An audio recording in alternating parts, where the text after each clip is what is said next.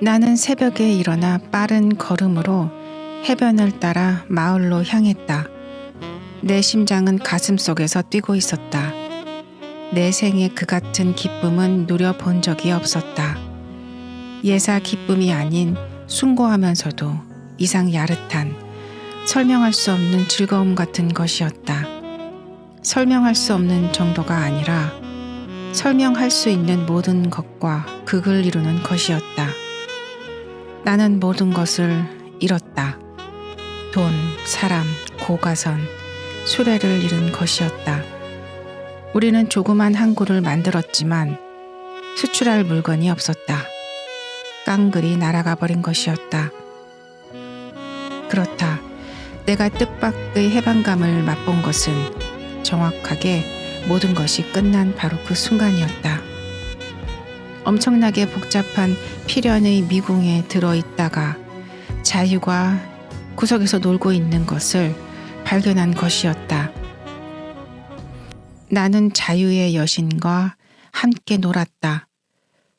모든 것이 어긋났을 때 자신의 영혼을 시험대 위에 올려놓고 그 인내와 용기를 시험해 보는 것은 얼마나 즐거운 일인가. 보이지 않는 강력한 적, 그것이 우리를 쳐부수려고 달려오는 것 같았다. 그러나 우리는 부서지지 않았다. 외부적으로는 참패했으면서도 속으로는 정복자가 되었다고 생각하는 순간 우리 인간은 더할 나위 없이 긍지와 환희를 느끼는 법이다. 외부적인 파멸은 지고의 행복으로 바뀌는 것이었다. 나는 언젠가 조르바가 했던 말을 떠올렸다. 어느 날 밤 눈으로 덮인 마케도니아 산에는 굉장한 강풍이 일었지요. 내가 자고 있는 오두막을 뒤흔들며 뒤집어 엎으려고 합디다. 그러나 나는 진작 이걸 비끌어 매고 필요한 곳은 포강해 두었지요. 나는 불가에 홀로 앉아 웃으면서 바람의 약을 올렸어요. 이것 보게. 아무리 그래 봐야 우리 오두막에는 들어올 수 없어. 내가 문을 열어주지 않을 거니까. 내 불을 끌 수도 없겠어. 이 조르바의 몇 마디 안 되는 말에서 나는 인간이 취해야 할 도리와 강력하면서도 맹목적인 필연에 부딪혔을 때 우리가 맞서 대적할 어조를 감득한 것이었다. 나는 해변을 따라 젠걸음으로 걸으며 내 적과 이야기를 나누었다. 나는 호령했다. 내 영혼에는 들어오지 못해. 문을 열어주지 않을 거니까. 내 불을 끌 수도 없어. 나를 뒤엎다니 어림없는 수작. 해가 아직 산 위로 모습을 나타내기 전이었다. 물 위의 하늘에서 갖가지 색깔이 서로를 희롱했다. 청색, 초록, 핑크, 진주빛이 어우러졌다. 나는 이 황량한 해변에 작별을 고하고 내 가슴에 새겨 함께 떠나려고 물가를 걸었다. 나는 그 해변에서 수많은 환희와 즐거움을 체험했던 것이었다. 조르바와의 생활은 내 가슴을 넓혀주었다. 그의 말 몇 마디는 내 영혼을 안식해 했다. 나는 걸음을 재촉했다. 이런 예상 밖의 환희의 선언은 내 가슴을 휘저어 놓았다. 늙은 사이렌이 문득 생각났다. 나는 그녀의 모습, 그녀의 향수 냄새, 그 모든 것이 떠올랐다. 그러나 그녀는 발밑에, 땅 밑에 누워 있었다.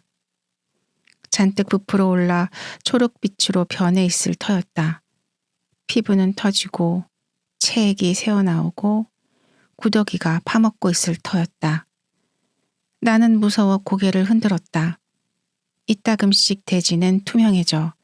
우리는 밤이고 낮이고 지하 공장에서 일하는 막강한 통치자, 구더기의 존재를 깨닫는다.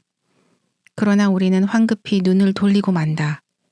인간이란 어떤 것이든 참을 수 있는데 이 하얀 구더기만은 보고 있을 수가 없는 까닭이다. 나는 마을로 들어가다 막 트럼펫을 불려던 우체부를 만났다. 편지입니다, 선생님. 그가 이렇게 말하며 파란 봉투를 건네주었다.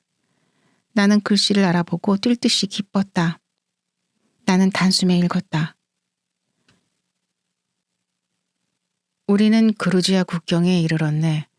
용케 쿠르드에서 탈출한 셈이지. 나는 마침내 행복이 무엇인지 알아버리고 말았네. 왜 그런고 하니 내가 행복이란 의무를 행하는 것, 의무가 무거우면 무거울수록 행복은 그만큼 더 큰 법이라는 옛말을 그대로 실감한 적이 있다면 그게 바로 지금이기 때문이야. 며칠 후면 이 쫓기며 죽어가는 무리는 바툼에 닿을 것이네. 조금 전에 이런 전보를 받았네. 첫 배가 시야에 들어왔음. 엉덩이 펑퍼짐한 아내와 눈살이 매운 새끼를 거느린 이 수천 명의 부지런한 그리스인 지성인들은 마케도니아와 트라체로 돌아가는 것이지.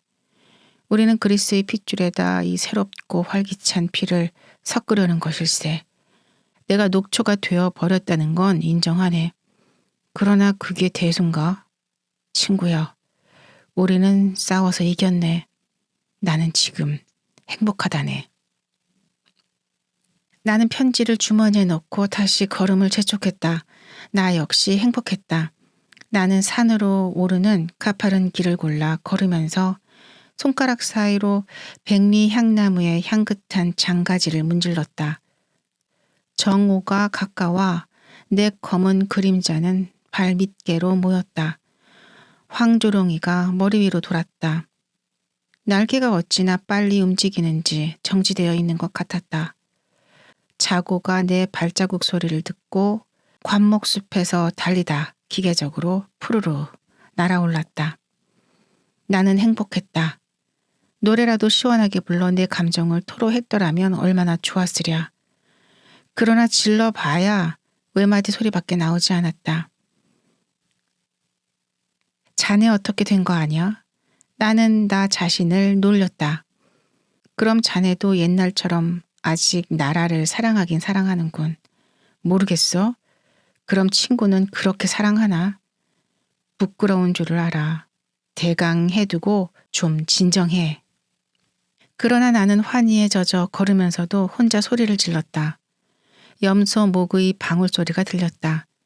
바위 사이에서 검은색, 고동색, 회색 염소들이 햇살을 활짝 받으며 나타났다. 순염소는 앞에 서서 목을 빳빳하게 세웠다.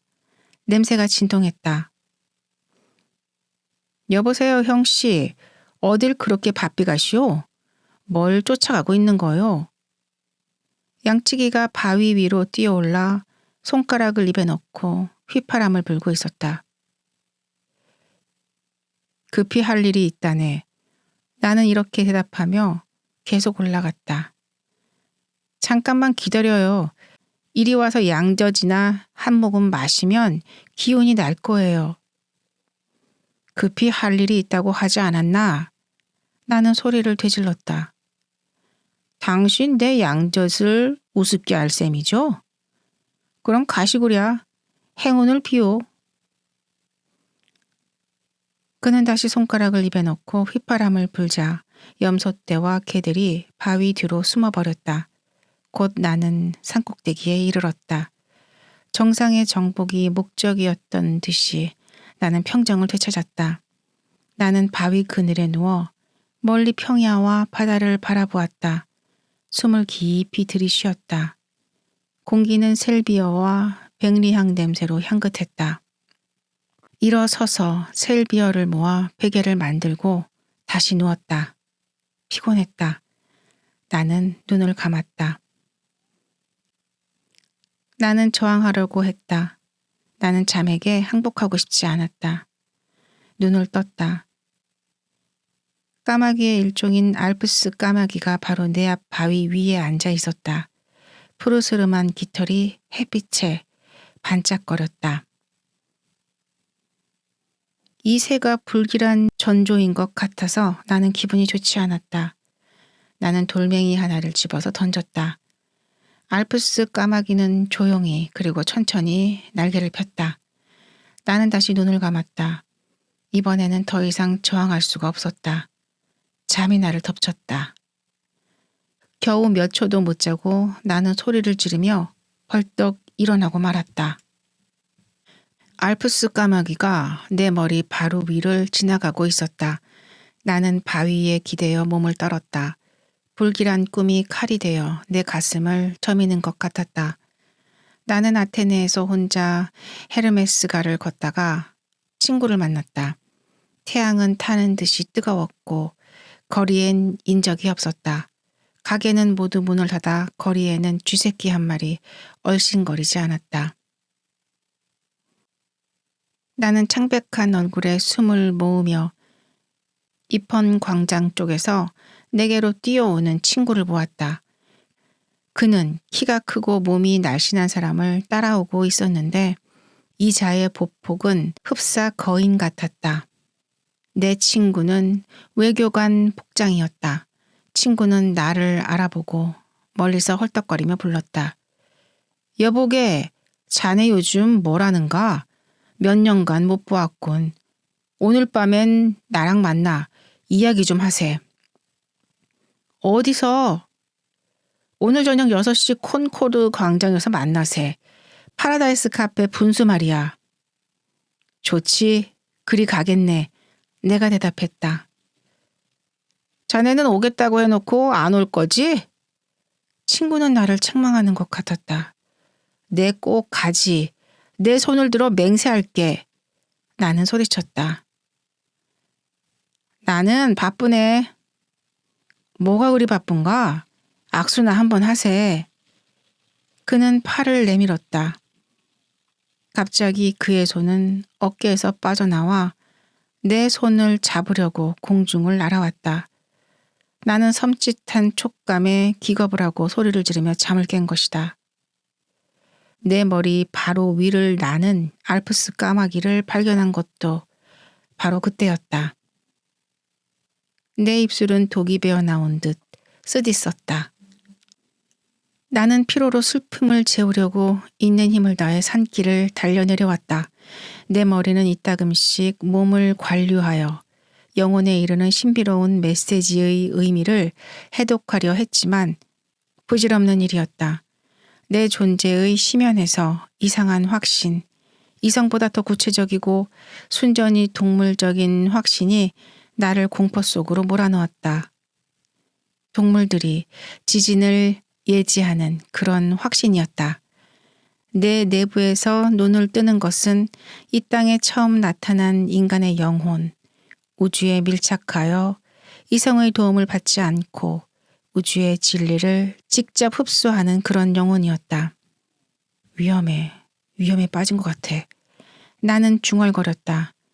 죽어가는 모양이야. 아직은 깨닫지 못하고 있겠지만 나는 알아. 틀림없어.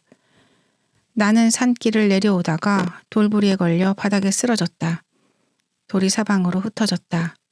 다시 일어났다. 나는 손발에 흐르는 피를 보았다. 죽어가고 있는 모양이야. 죽을 모양이야. 이렇게 말하다 보니 목구멍에 응어리가 솟아올랐다. 재수없는 사람은 자기의 초라한 존재 밖에도 스스로 자만하는 장벽을 쌓는 법이다. 이런 자는 거기에 안주하며 자기 삶의 하찮은 질서와 안녕을 그 속에서 구가하려 하는 게 보통이다. 하찮은 행복이다.